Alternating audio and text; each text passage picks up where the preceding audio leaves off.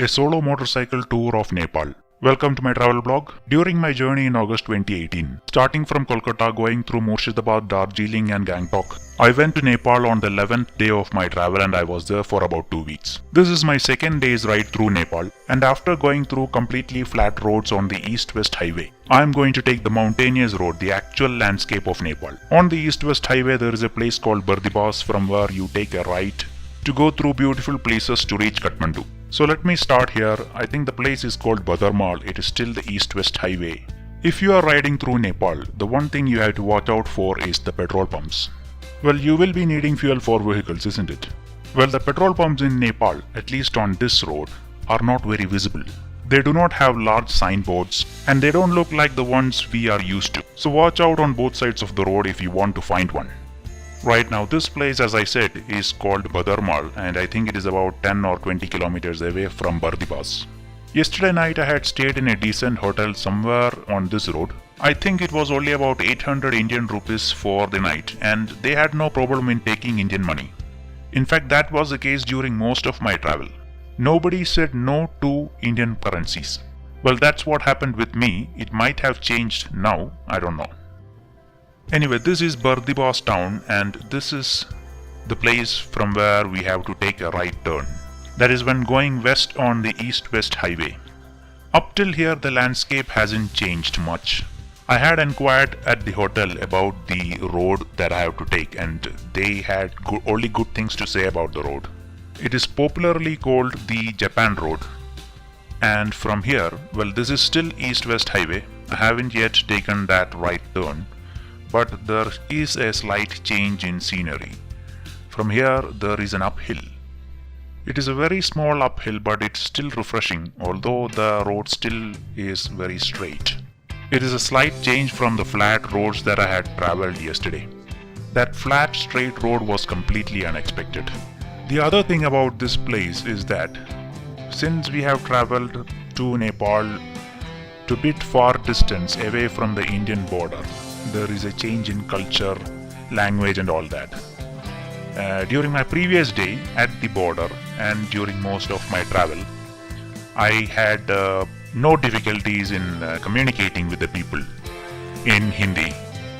But today in these places it is a bit difficult. People do not understand Hindi very well. And finally, a turn on the road, and that is the first road turn that I have seen after entering Nepal, well, considering my travel yesterday. Right, so this road is popularly called the Japan Highway. The other, or the actual official name, I think is BP Highway, named after one of the famous leaders of Nepal, BP Koirala. It is also called the Banepa Bardibas Highway. This road starts from Bardibas and it goes all the way through the hills to reach a place called Banepa, from where I think Kathmandu is about 20 kilometers. And this is one of the interesting things you will see on this road. It is called a floodway, and there is quite a number of these floodways on this road. I think up to the place called Sindhuli, where it is still flat, not yet mountains. So what they have done is they have built the road through ups and downs without constructing a bridge, mainly because the water through those small rivers does not flow throughout the year. So what they did is they just built the road, and whenever water flows, the water goes through the road. It crosses the road and goes on. So there is on the right side there is a big river.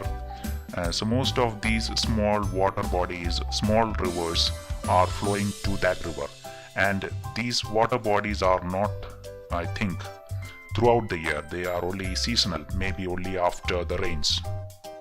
Well, in most of the places on this road there are no problems due to these floodways. Only just this one place I saw with a lot of rocks and boulders that have flowed onto the roads due to the water stream. Now this BP highway is very recent. It has been finished, I think, very recently, maybe about 2 years back. That is the entire stretch from Bardibas to Banepa. Now this has been constructed with a grant from the Japanese government And they have not only just brought in the money from Japan, but they have also brought in some innovative technologies from Japan. So that is one reason why probably this road is well maintained and well kept in good condition, so that the weather, the water and all other things have not damaged the roads. Well, it is not always floodways. There are huge long bridges on this road, and this is one of them. It is called the Sindhuli Bridge, and there are similar many bridges on this road, mainly because once you go a distance on this road, then it will pass through mountain ridges, and on one side you will get the river Koshi. So there are a number of tributaries of Koshi river that has to go into that river. So they have constructed wherever possible floodways for small water streams, and for actual big rivers they have constructed the big bridges. The traffic on this road is very less. I didn't see any big vehicles like large vehicles, trucks or lorries, very few buses, and most of the places I saw had this passenger vehicles, the luxury passenger vehicles, I think. Driving through this road is really an experience because of the less traffic, the good road conditions and the beautiful places on both sides of the road. It has not yet begun. Once we cross a place called Sindhuli, then the mountain roads, the ghat road starts, and from there it is absolutely beautiful. In fact, this road is very famous and it is called one of the best roads to ride in Nepal by the Nepalis and by others. I have seen many things about this road on internet, that this is an absolutely wonderful road to ride on, to take your motorcycle for a ride. And I did love riding through it. The reason is coming up. The beautiful places are just coming up, and because of that I have segmented this entire travel. This is only about 200 kilometers from Bardibas to Kathmandu, but I have segmented this entire day's ride into 3 different videos to show all the things that I had captured during this day's ride. It is quite refreshing after the straight line roads that I had taken yesterday, and these are the kinds of roads which I like, not the straight long highways.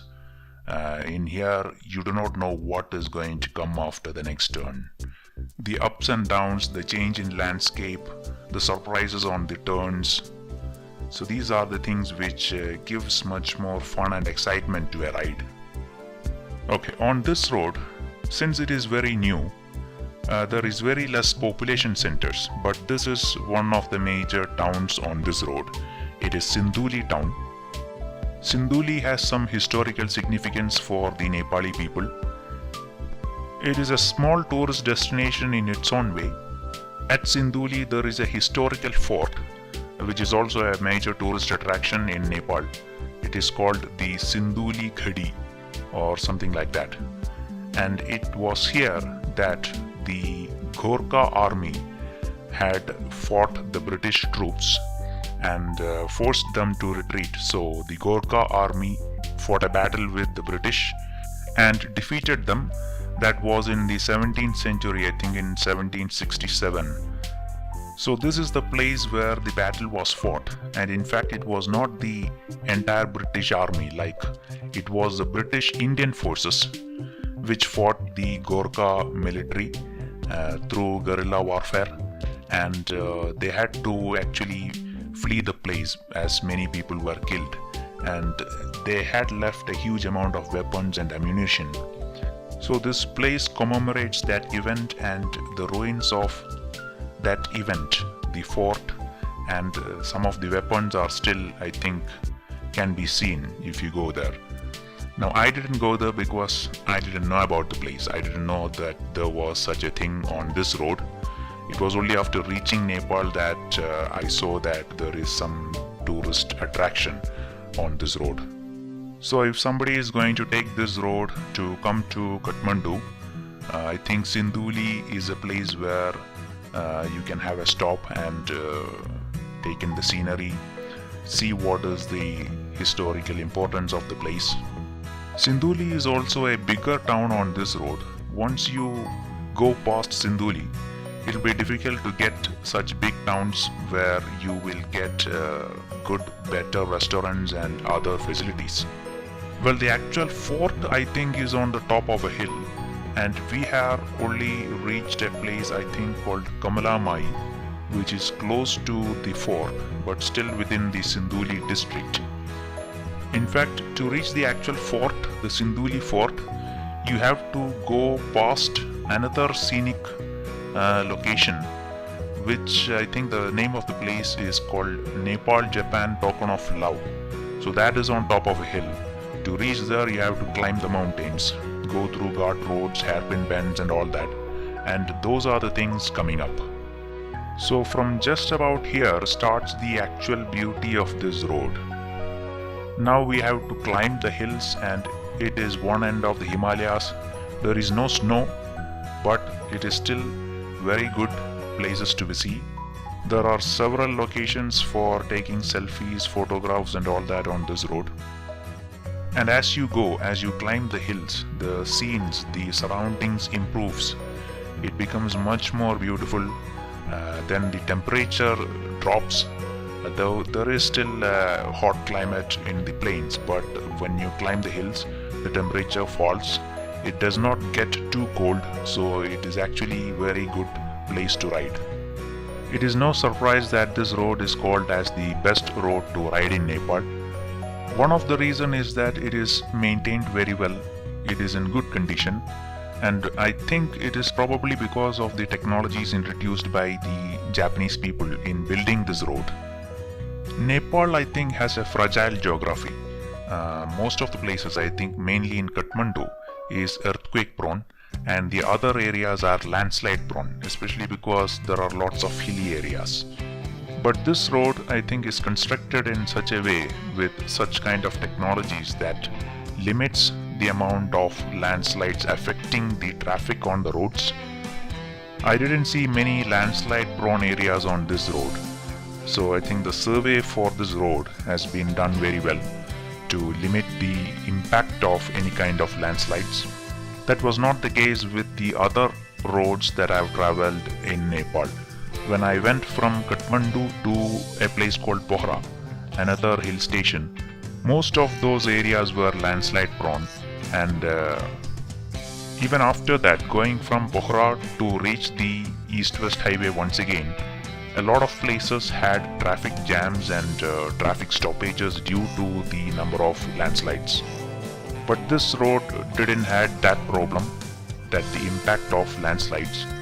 And one reason is that the technology for limiting the amount of landslides onto the road, I think that technology was introduced by Japan. I read about that in somewhere. Another reason why this road is called one of the best roads in Nepal could be because it has an intermediate level climatic conditions. It is not very hot as in the plains, that is the ride I did yesterday, and it is not very cold as in the higher mountainous region, in Himalayan region. So you don't need cold weather clothing or any special protective clothing to take a motorcycle ride. And so I will definitely recommend this road to take a motorcycle ride. So if you are coming to Nepal, try to come through this road. And we are only just beginning the beautiful places on this road. It is yet to come. Well, this video is already about 15 minutes long, so I'm just going to end it here. And this one here is the preview of the next video, the next segment on this road. And I'm going to do it as a separate vlog because there are a lot of different things to see on that road. It is not just climbing up the hill. You're going to go through one bank of Koshi river and you can see a lot of hanging bridges on the rivers. And this is just a preview. So don't forget to subscribe to this channel and also like my videos and share it. The link for the video is just about here.